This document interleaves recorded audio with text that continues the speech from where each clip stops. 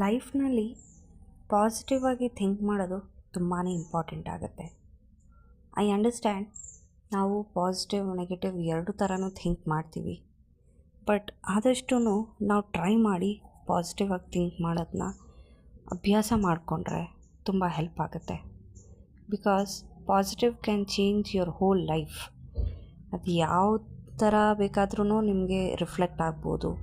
ನಿಮ್ಮ day to day activities ಕೂಡ ಬದಲಾಗ್ಬೋದು. ನಿಮ್ಮ ಥಾಟ್ ಪ್ರಾಸೆಸ್ ಚೇಂಜ್ ಆಗುತ್ತೆ. ನೀವು ಜನದ ಜೊತೆ ಇಂಟ್ರ್ಯಾಕ್ಟ್ ಮಾಡೋದೂ ಚೇಂಜ್ ಆಗುತ್ತೆ. So positivity is totally a blessing for anybody's life, ಫ್ರ್ಯಾಂಕಾಗಿ ಹೇಳಬೇಕಂದ್ರೆ. Anyways, welcome back to my channel. ಇವತ್ತು ವಿಡಿಯೋನ ಸಂಜೆ ಶುರು ಮಾಡ್ತಾಯಿದ್ದೀನಿ. ಫಸ್ಟ್ ಆಫ್ ಆಲ್ ಎಲ್ರಿಗೂ ಸಂಕ್ರಾಂತಿ ಹಬ್ಬದ ಹಾರ್ದಿಕ ಶುಭಾಶಯಗಳು. ಲೇಟ್ ಆಯಿತು 2 ದಿನ, but as you know, being a working women, ಕೆಲಸ ಕಾರ್ಯಗಳು ತುಂಬಾ ಇರುತ್ತೆ. ಫ್ರೀ ಟೈಮ್ ಸಿಗಲ್ಲ. ವಿಡಿಯೋ ಎಡಿಟಿಂಗ್ ಮಾಡೋದಕ್ಕೆ, ವಾಯ್ಸ್ ಓವರ್ ಕೊಡೋದಕ್ಕೆ ಎಲ್ಲದಕ್ಕೂ ಸ್ವಲ್ಪ ಟೈಮ್ ಹಿಡಿತು. ಹಾಗಾಗಿ ಇವತ್ತು ನಾನು ವಿಡಿಯೋ ಪೋಸ್ಟ್ ಮಾಡ್ತಾಯಿದ್ದೀನಿ. ಸಂಜೆ ಒಂದು ಒಳ್ಳೆ ವಾಕ್ ತಗೊಂಡು ಟೆರೆಸ್ ಮೇಲೆ, it was really peaceful time. ಹೇಳಬೇಕು ಅಂತ ಅಂದರೆ ತುಂಬ ಚೆನ್ನಾಗಿ ಅನ್ನಿಸ್ತಿತ್ತು ನನಗೆ.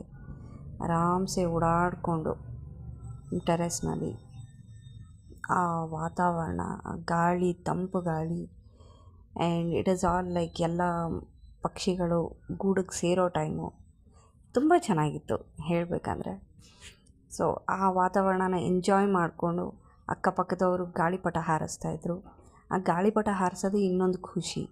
ಬಿಕಾಸ್ ಅದು ನಮ್ಮ ಚೈಲ್ಡ್ಹುಡ್ ಡೇಸ್ನ ನಮಗೆ ರಿಮೈಂಡ್ ಮಾಡುತ್ತೆ. ಆ್ಯಂಡ್ ಐ ಸ್ಟಿಲ್ ರಿಮೆಂಬರ್, ನಾವು ಆವಾಗ ಗಮ್ ಇರ್ತಿರಲಿಲ್ಲ ಗಾಳಿಪಟ ಮಾಡೋದಕ್ಕೆ. ಆ್ಯಂಡ್ ನಾವು ಅನ್ನ ಅಥವಾ ಮುದ್ದೆನ ಯೂಸ್ ಮಾಡ್ಕೋತಾ ಇದ್ವಿ ಗಮ್ಮಾಗಿ. ಆ್ಯಂಡ್ ಅದು ಈಗಿನ ಕಾಲದ ಏನು ಗಮ್ ಇದೆ ಅದಕ್ಕಿಂತ ಸ್ಟ್ರಾಂಗಾಗಿ ವರ್ಕ್ ಆಗ್ತಾಯಿತ್ತು. ಅಷ್ಟು ಚೆನ್ನಾಗಿತ್ತು. ಆ್ಯಂಡ್ ತೆಂಗಿನ ಪರ್ಕಿದ ಕಡ್ಡಿ ಯೂಸ್ ಮಾಡ್ತಿದ್ವಿ.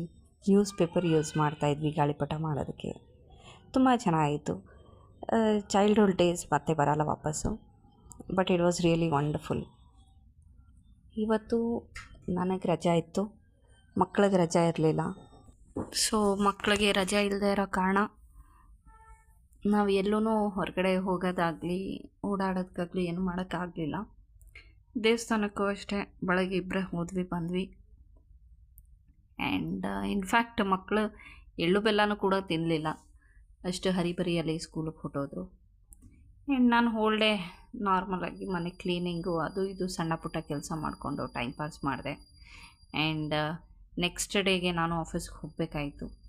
ಹಾಗಾಗಿ ಅದಕ್ಕೆ ಏನೇನು ಸಾಧ್ಯ ತರಕಾರಿ ಕಟ್ ಮಾಡಿ ರೆಡಿ ಮಾಡಿ ಇಟ್ಕೊಳ್ಳೋದು, ಇನ್ನೊಂದು ಮತ್ತೊಂದು ಸಣ್ಣ ಪುಟ್ಟ ಕೆಲಸಗಳ ಅದನ್ನೇ ಮಾಡ್ತಾಯಿದ್ದೆ.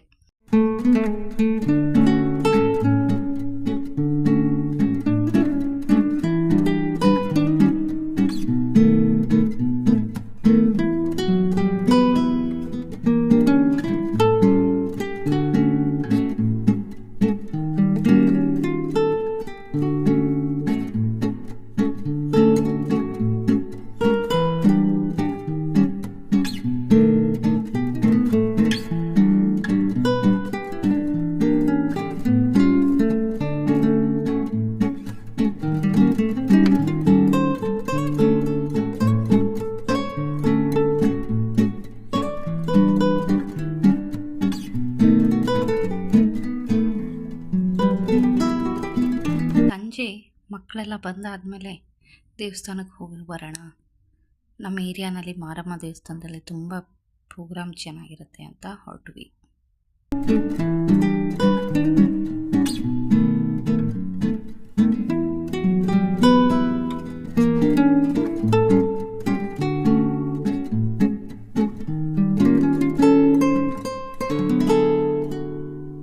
ಈ ದೇವಸ್ಥಾನದಲ್ಲಿ ಏನು ಸ್ಪೆಷಾಲಿಟಿ ಅಂದರೆ, ಒಂದು ಇದು ಜೋಡಿ ಮಾರಮ್ಮ ದೇವಸ್ಥಾನದಲ್ಲಿ ಇರೋದು ದೇವರುಗಳು. ಹಾಗೆ ಸಂಕ್ರಾಂತಿ ಹಬ್ಬಕ್ಕೆ 1 ವಾರ ಕಂಟಿನ್ಯೂಸ್ ಆಗಿ ಇಲ್ಲಿ 3 ಟೈಮೂ ಊಟ ಬಡಿಸ್ತಾರೆ. ಅಂದರೆ ಎಲ್ಲ ಅಲ್ಲಿರೋ ಏರಿಯಾವರು, ಅಕ್ಕಪಕ್ಕದ ಏರಿಯಾವರು ಎಲ್ಲರೂ ಬರ್ಬೋದು. ಎಷ್ಟು ಸಾವಿರ ಜನ ಬರಲಿ, ಎಷ್ಟು ಲಕ್ಷ ಜನ ಬರಲಿ, 3 ಟೈಮ್ ಕೂಡ ಊಟ ಇದ್ದೇ ಇರುತ್ತೆ. ಬೆಳಗ್ಗೆ ಬ್ರೇಕ್ಫಾಸ್ಟು, ಮಧ್ಯಾಹ್ನ ಲಂಚ್, ನೈಟ್ ಡಿನ್ನರ್. ಬೆಳಗ್ಗೆ 7:30 8 ಗಂಟೆಗೆ ಶುರು ಆದರೆ ಇನ್ನು ರಾತ್ರಿ 11-11:30ವರೆಗೂ ಕಂಟಿನ್ಯೂಸ್ ಆಗಿ ನಡೀತಾ ಇರುತ್ತೆ.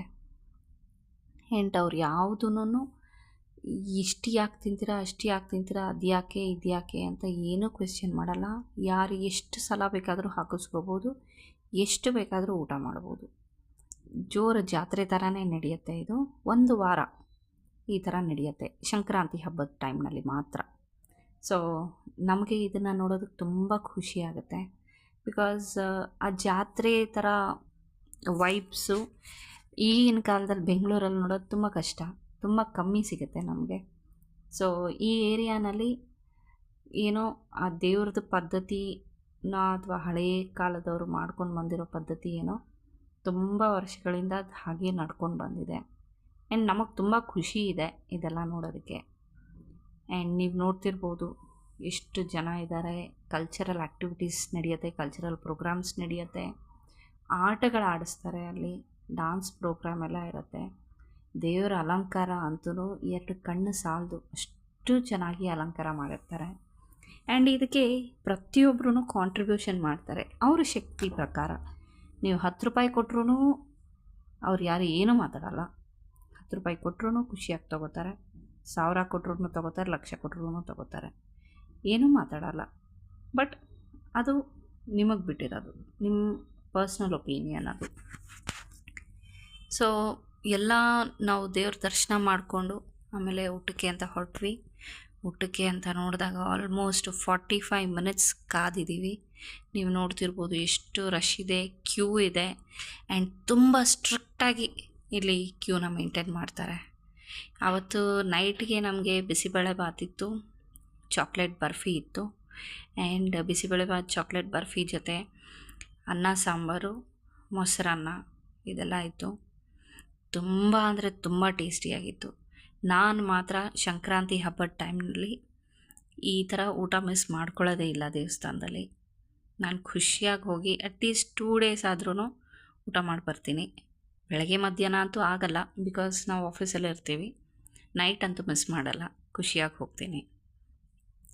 ಎಲ್ಲ ನೋಡಿಕೊಂಡು ಆ ಜಾತ್ರೆ ವೈಬ್ಸ್ ಎಲ್ಲ ಎಂಜಾಯ್ ಮಾಡಿಕೊಂಡು ನಾವು ಮನೆಗೆ ಹೋಗೋ ಅಷ್ಟೊತ್ತಿಗೆ ಇಟ್ ವಾಸ್ ಆಲ್ಮೋಸ್ಟ್ 9:30 10 o'clock ಆಗಿತ್ತು. ಸೊ ಗೊತ್ತಲ್ಲ, 9:30 10 o'clock ಆದಮೇಲೆ ಹೋಗಿ ಇನ್ನು ನಾಳೆ ಬೆಳಗ್ಗೆಗೆ ಎಲ್ಲ ರೆಡಿ ಇದೆಯಾ ಇಲ್ವಾ ಅಂತ ಒಂದು ಸಲ ಕ್ವಿಕ್ ರಿವ್ಯೂ ಎಲ್ಲ ಚೆಕ್ ಮಾಡಿಕೊಂಡು ಕರೆಕ್ಟಾಗಿದ್ದರೆ ಹೋಗಿ ಜೋಜು ಮಾಡೋದು. ಓಕೆ ಗೈಸ್, ಸೊ ಇಲ್ಲಿಗೆ ಇವತ್ತಿನ ಈ ವ್ಲಾಗ್ ಮುಗಿಸ್ತಾ ಇದ್ದೀನಿ. ನಾಳೆ ಮತ್ತೆ ನಿಮ್ಮ ಜೊತೆ ಹೊಸ ವ್ಲಾಗ್ ಜೊತೆ ಬರ್ತೀನಿ. Thank you for accepting me. Please share ಮಾಡಿ, ಇಷ್ಟ ಆಗಿದ್ದರೆ ನನ್ನ ವೀಡಿಯೋಸ್ನ ಲೈಕ್ ಮಾಡಿ, ಸಬ್ಸ್ಕ್ರೈಬ್ ಮಾಡ್ಕೊಳ್ಳಿ. ನಿಮ್ಮ ಮನೆ ಮಗಳು ಅಂತ ನಿಮ್ಮ ಆಶೀರ್ವಾದ, ನಿಮ್ಮ ಬ್ಲೆಸ್ಸಿಂಗ್ಸ್ ಯಾವಾಗಲೂ ನನ್ನ ಮೇಲೆ ಇರಲಿ. Thank you very much. Good night.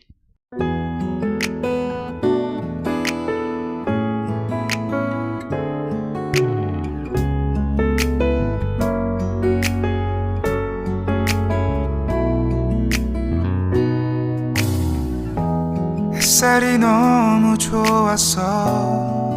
그냥 모두 좋았어. 널 만나서 모든 게 다 잠에서 깨어나서 휴대폰을 먼저 보게 돼. 참 많이 변했다네가. 세상에서 제일 행복한 순간 널 만나고